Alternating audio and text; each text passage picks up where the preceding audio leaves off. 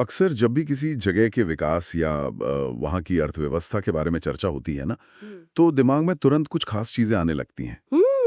हाँ, जैसे कि बड़ी-बड़ी इमारतें, चमचमाते हुए हाईवे या फिर कारखाने। बिल्कुल। या फिर शेयर बाजार के वो लाल और हरे ग्राफ। मतलब सब कुछ बहुत इंसानी और तकनीकी लगता है। ऐसा लगता है जैसे प्रगति का जो पूरा कंट्रोल है ना, वो पूरी तरह से मानव निर्मित नीतियों के हाथ में है। ये एक बहुत ही सामान्य धारणा है। मतलब हम स्वाभाविक रूप से ये मान लेते हैं कि कोई भी आधुनिक समाज अपनी जो अर्थव्यवस्था है वो कंक्रीट और स्टील की बुनियाद पर खड़ा करता है। लेकिन प्रकृति कई बार इस भ्रम को पूरी तरह से तोड़ देती है। सही बात है। और यही बात आज की इस गहन चर्चा को इतना रहस्यमयी बनाती है। मतलब सोचिए, क्या हो अगर किसी पूरे राज्य की अर्थव्यवस्था का कंट्रोल इंसानों के पास ना होकर आसमान में तैरते बादलों, हवा के दबाव और तापमान के उतार चढ़ाव के पास हो। ये सुनने में किसी फिल्म की कहानी जैसा लगता है, लेकिन ये एक बहुत बड़ी सच्चाई है। बिल्कुल। तो आज के इस विस्तृत अध्ययन में हम बिहार की जलवायु को डिकोड करने जा रहे हैं। हमारे पास अध्ययन सामग्री और कुछ बेहद सटीक नोट्स हैं। लेकिन हमारा उद्देश्य सिर्फ मौसम के प्रकारों को रखना नहीं है। जी बिल्कुल नहीं। बल्कि हम ये समझने की कोशिश करेंगे कि कैसे मौसम का ये चक्र एक आर्थिक चालक या कहें अर्थव्यवस्था के इंजन के रूप में काम करता है। और साथ ही ये एक विनाशकारी शक्ति कैसे बन जाता है। तो चलिए इसे समझते हैं। हाँ बिल्कुल, शुरू करते हैं। तो नोट्स में सबसे पहला शब्द जो सामने आता है वो है उष्णकटिबंधीय मानसूनी जलवायु। अगर इसे मैं आसान भाषा में समझना चाहूं तो क्या इसका मतलब सिर्फ इतना है कि यहाँ खूब गर्मी पड़ती है और फिर उसके बाद खूब बारिश होती है? देखिए, ये तो इसका एक बहुत ही सतही विवरण हो गया, मतलब सिर्फ ऊपर ऊपर की बात। उष्णकटिबंधीय मानसूनी जलवायु एक अत्यंत जटिल और शक्तिशाली तंत्र है। अच्छा, तो ये सिर्फ गर्मी सर्दी का खेल नहीं है? बिल्कुल नहीं। इसे सिर्फ गर्मी और बारिश का चक्र समझने के बजाय एक विशाल इंजन की तरह देखना चाहिए। एक ऐसा इंजन जो सीधे सूर्य की ऊर्जा से चलता है। सूर्य की ऊर्जा से? मतलब तापमान का इसमें सबसे बड़ा रोल है। हाँ, और इस जलवायु की जो सबसे बड़ी विशेषता है वो है अत्यधिक मौसमीयता। यानी मौसम यहाँ कभी भी एक समान नहीं रहता है। मतलब ये लगातार बदलता रहता है। सही कहा। ये हमेशा चरम सीमाओं के बीच झूलता रहता है। और इस पूरे तंत्र को चलाने वाला जो मुख्य बल है, सबसे बड़ी ताकत है, वो है दक्षिण पश्चिम मॉनसूनी हवाएं। ओह, दक्षिण पश्चिम मॉनसून, इसके बारे में तो बहुत सुना है। हाँ, और ये हवाएं सिर्फ अपने साथ नमी नहीं लाती, बल्कि सच कहूं तो वे अपने साथ पूरे राज्य का जीवन लेकर आती हैं। तो इसका मतलब है कि ये कोई साधारण मौसम का बदलाव नहीं है। ये तो एक ऐसा तंत्र है जो पूरे राज्य की एक तरह से लय तय करता है। लेकिन मैं सोच रहा था कि ये इंजन असल में काम कैसे करता है? इसे समझने के लिए हमें साल के अलग-अलग हिस्सों को देखना होगा। तो अगर हम साल के पहले महत्वपूर्ण चरण की बात करें, यानी जो हमारी ग्रीष्म ऋतु है, जो मार्च से जून तक चलती है, तो नोट्स में साफ लिखा है कि तापमान 35 डिग्री से 45 डिग्री सेल्सियस तक पहुंच जाता है। जी, ये 45 डिग्री तक जाना बहुत आम बात है वहाँ। तो यहाँ बात सच में दिलचस्प हो जाती है। इतनी भीषण गर्मी का वैज्ञानिक कारण क्या है? मतलब क्या ये सिर्फ सूरज के सीधे चमकने का नतीजा है या कुछ और भी? देखिए, सूरज की किरणें तो प्राथमिक कारण है ही, क्योंकि भौगोलिक दृष्टि से यह क्षेत्र कर्क रेखा के काफी करीब आ जाता है। अच्छा, कर्क रेखा के पास। हाँ, तो मार्च के बाद जब सूर्य उत्तरी गोलार्ध की ओर, मतलब ऊपर की तरफ बढ़ने लगता है, तो किरणें जमीन पर लगभग सीधी पड़ने लगती हैं। लेकिन यहाँ जो सबसे ध्यान देने वाली बात है, जो इस गर्मी को सच में जानलेवा बनाती है, वो है पश्चिमी हवाओं का बहुत बड़ा हाथ। पश्चिमी हवाएं। मेरा मतलब है जो हवाएं थार मरुस्थल की तरफ से आती हैं। बिल्कुल सही पकड़ा आपने। जब राजस्थान के थार मरुस्थल और उत्तर पश्चिम भारत की सूखी जमीन भयंकर रूप से गर्म हो जाती है ना, तो वहां से अत्यंत गर्म और शुष्क हवाएं पूर्व दिशा की ओर बहना शुरू कर देती हैं। और ये हवाएं सीधे बिहार के मैदानी इलाकों में घुस जाती हैं। हाँ, और जब ये हवाएं प्रवेश करती हैं, तो ये वातावरण की जो बची खुची नमी होती है, उसको भी पूरी तरह से सोख लेती हैं। स्थानीय भाषा में इसी को लू कहा जाता है। अरे बाप रे, लू! इसका तो नाम सुनकर ही पसीना आ जाता है। बिल्कुल, और ये सिर्फ एक गर्म हवा का झोंका नहीं है, ये सचमुच इंसान के स्वास्थ्य के लिए एक बहुत ही गंभीर खतरा है। लू लगने से कई बार जान तक चली जाती है। इंसान तो इंसान, इस लू का असर खेतों पर भी भयानक होता होगा। मतलब इतनी गर्म हवा तो पौधों को सीधा झुलसा सकती है। सही कहा। कृषि के दृष्टिकोण से अगर मैं बताऊं तो ये समय फसलों के लिए एक जानलेवा संकट का होता है। मिट्टी की नमी इतनी तेजी से वाष्पीकृत होती है कि जमीन सूख जाती है। पानी भाप बनकर उड़ जाता है। हाँ, नदियां सिकुड़ने लगती हैं और जो जमीन के नीचे का जल स्तर है वो भी तेजी से नीचे चला जाता है। लेकिन प्रकृति का अपना एक संतुलन तंत्र भी है। अच्छा, वो कैसे? इसी भीषण गर्मी और लगातार बढ़ते तापमान के कारण ही एक बहुत ही महत्वपूर्ण भौगोलिक घटना जन्म लेती है। रुकिए, मैं अनुमान लगाता हूँ। क्या अत्यधिक गर्मी के कारण जो हवा है वो हल्की होकर ऊपर उठने लगती है और फिर वहां एक खालीपन या कहें निम्न दबाव का क्षेत्र बन जाता है? अरे वाह, एकदम सही तर्क है। ये अत्यधिक गर्मी ही उस निम्न दबाव के क्षेत्र को बनाती है और यही वो खालीपन है जो बाद में समुद्र की तरफ से आने वाली भारी नम हवाओं को अपनी ओर खींचने का काम करता है, चुंबक की तरह। क्या बात है! मतलब गर्मी ही बारिश को बुलाने का काम करती है। बिल्कुल।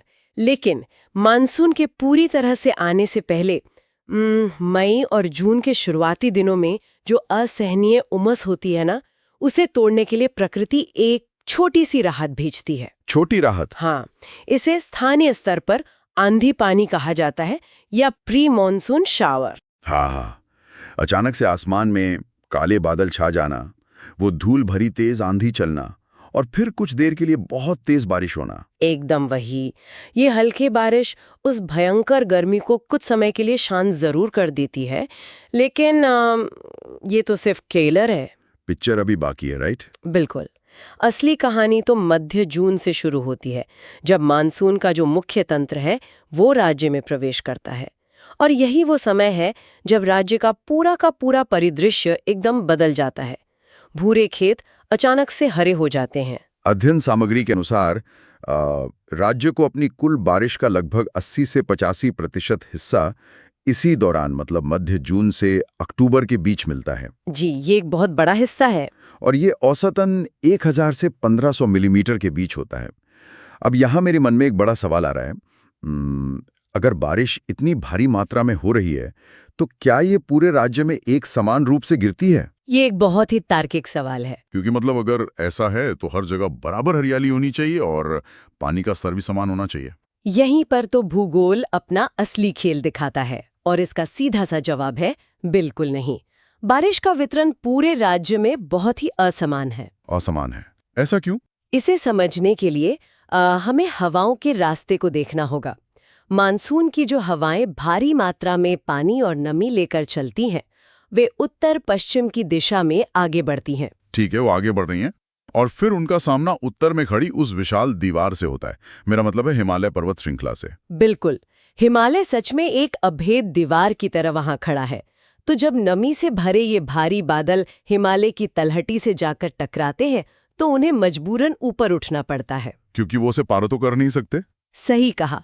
और जैसे जैसे वे बादल पहाड़ के सहारे ऊपर उठते हैं, तापमान कम होता है और वो बादल अपनी सारी नमी उत्तर बिहार के मैदानी इलाकों में भारी बारिश के रूप में वहीं गिरा देते हैं। ओहो, तो मतलब सारा पानी वहीं बरस जाता है। हाँ, और इसी भौगोलिक प्रक्रिया के कारण उत्तर बिहार में 1200 से 1500 मिलीमीटर तक भयंकर बारिश होती है। लेकिन अगर हिमालय बादलों को उत्तर में ही रोक रहा है और सारा पानी वहीं गिर रहा है, तो फिर दक्षिण बिहार में क्या होता है? क्या वहां तक बादल पहुंच ही नहीं पाते? बादल पहुंचते तो हैं, लेकिन तब तक उनकी स्थिति बहुत अलग हो चुकी होती है। मतलब उनका पानी खत्म हो जाता है? लगभग।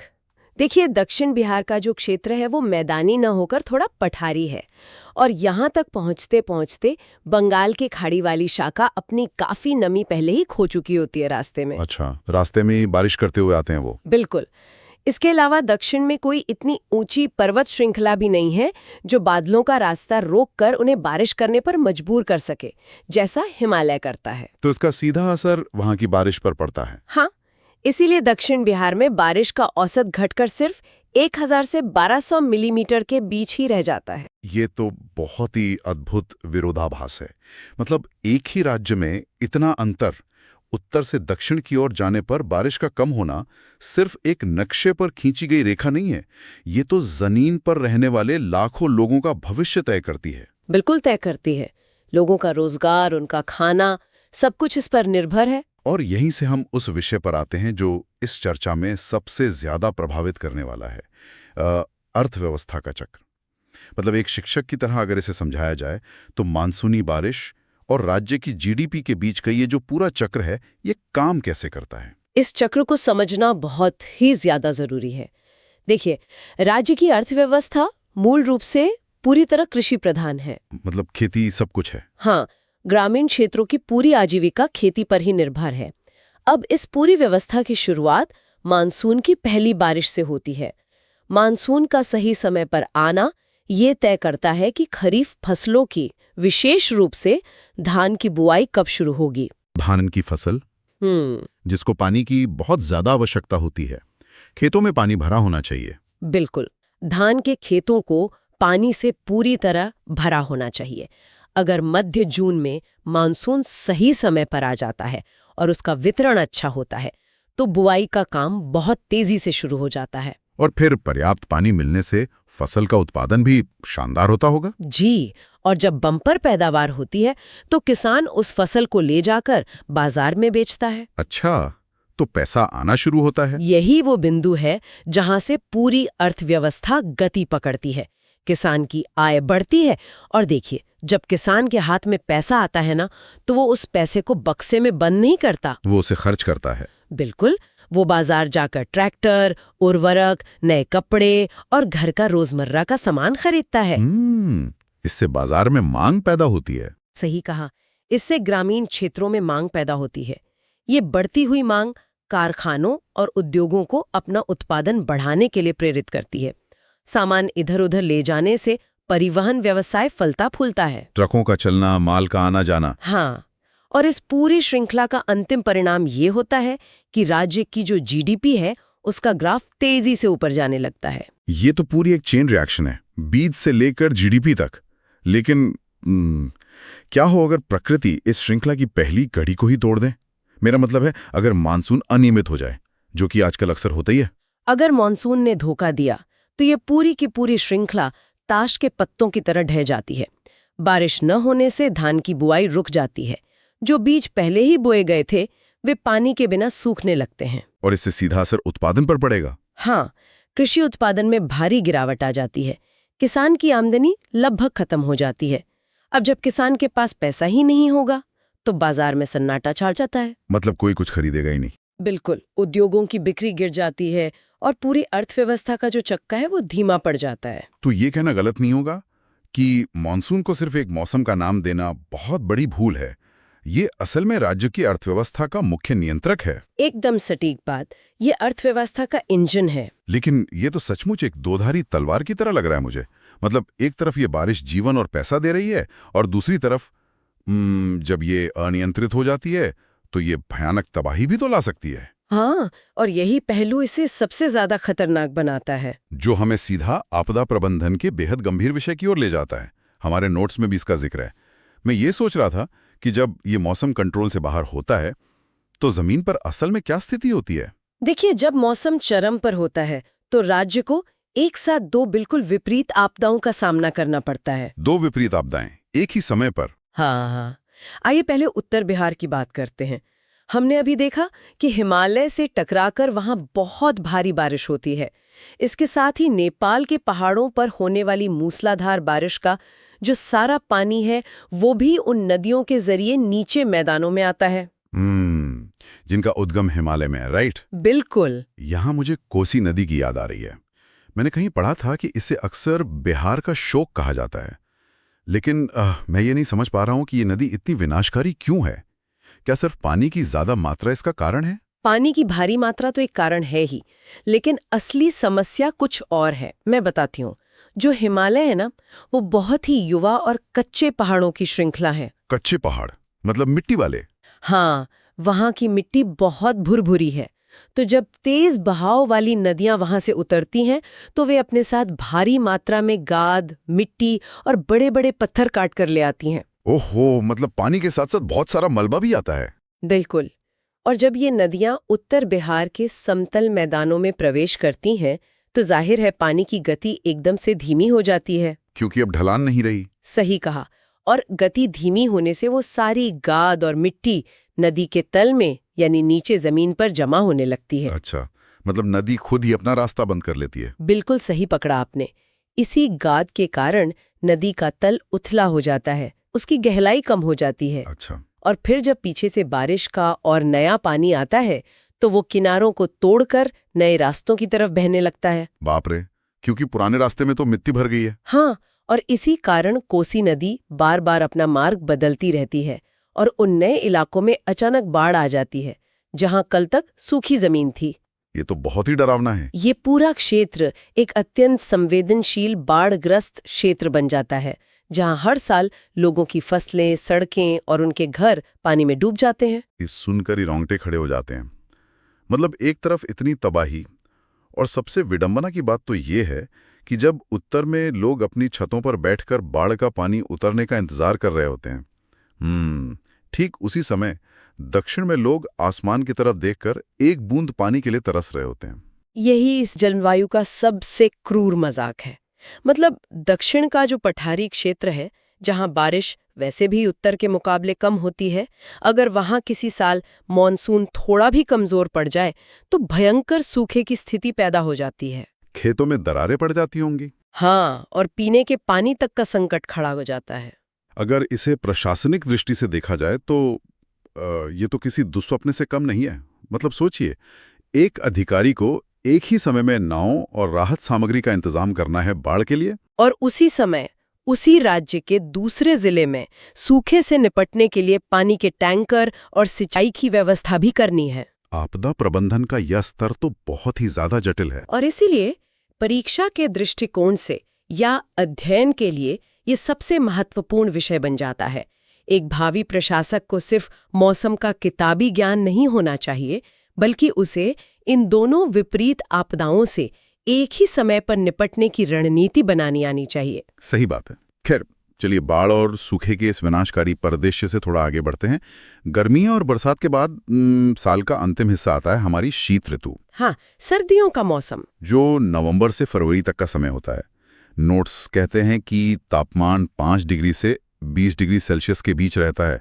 अब देखिए, शहर में रहने वाले किसी व्यक्ति के लिए घना कोहरा सिर्फ एक यातायात की समस्या है। बिल्कुल, ट्रेनें रद्द हो जाती हैं, उड़ानें लेट हो जाती हैं, लोग परेशान होते हैं। हाँ, लेकिन क्या इस ठंड और कोहरे की कोई सकारात्मक भूमिका भी है? मतलब क्या इसका कोई फायदा भी है? देखिए, प्रकृति में कुछ भी बिना कारण के नहीं होता है।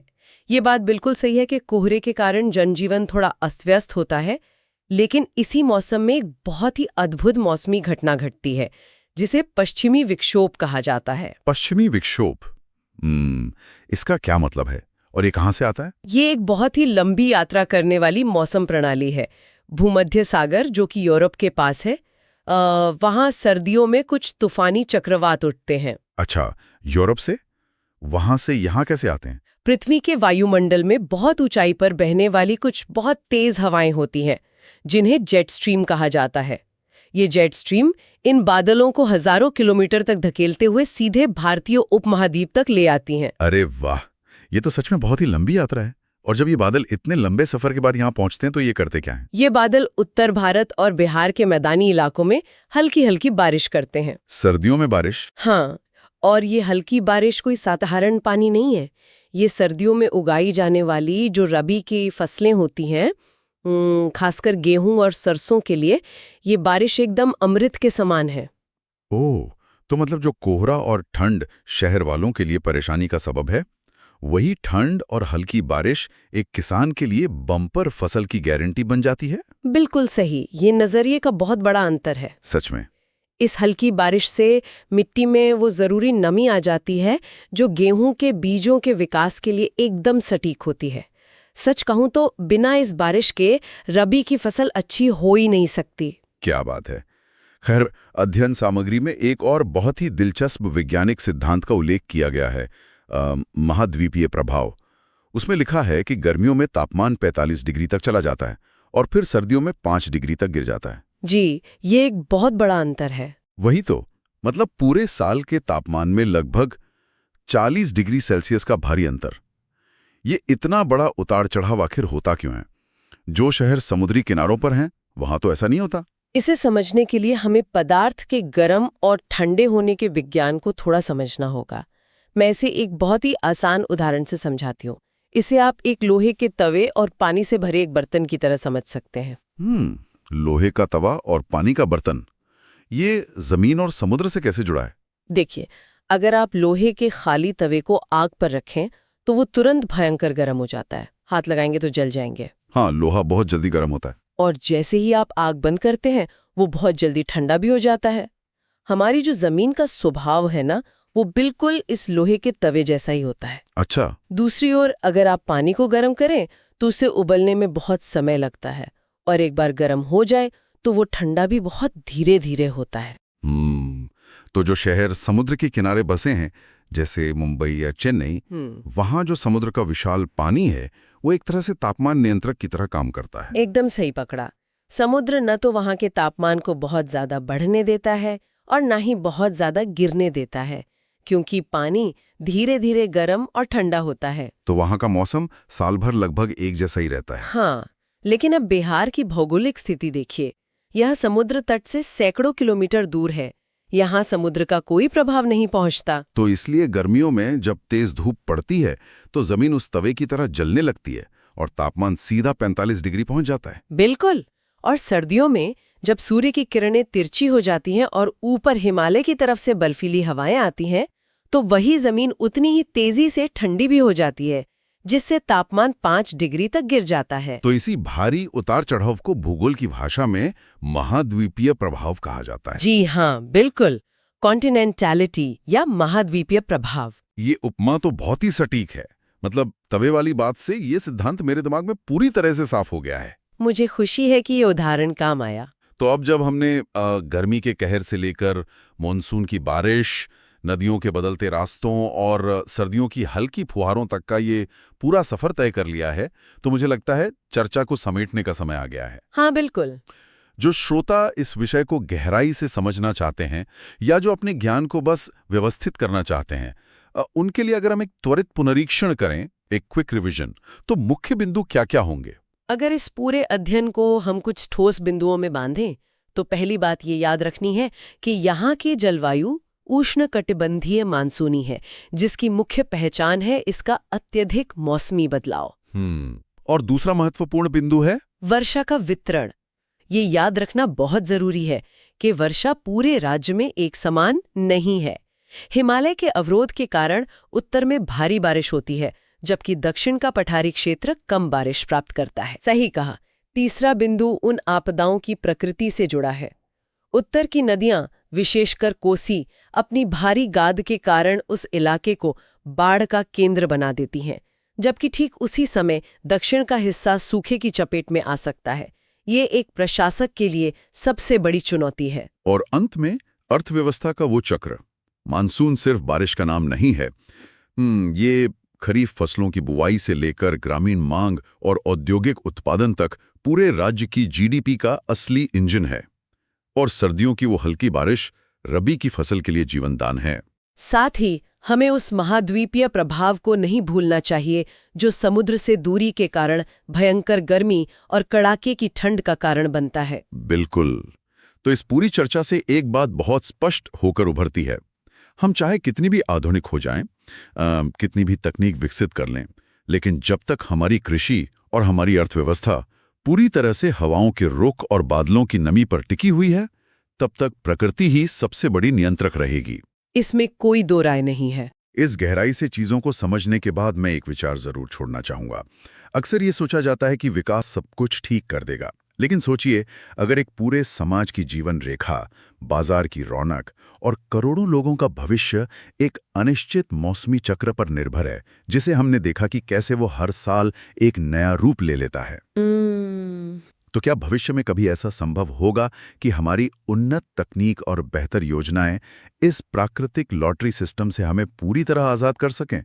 या फिर हमें हमेशा आसमान में बादलों की तरफ देखकर ही अपनी अर्थव्यवस्था का ग्राफ तय करना पड़ेगा?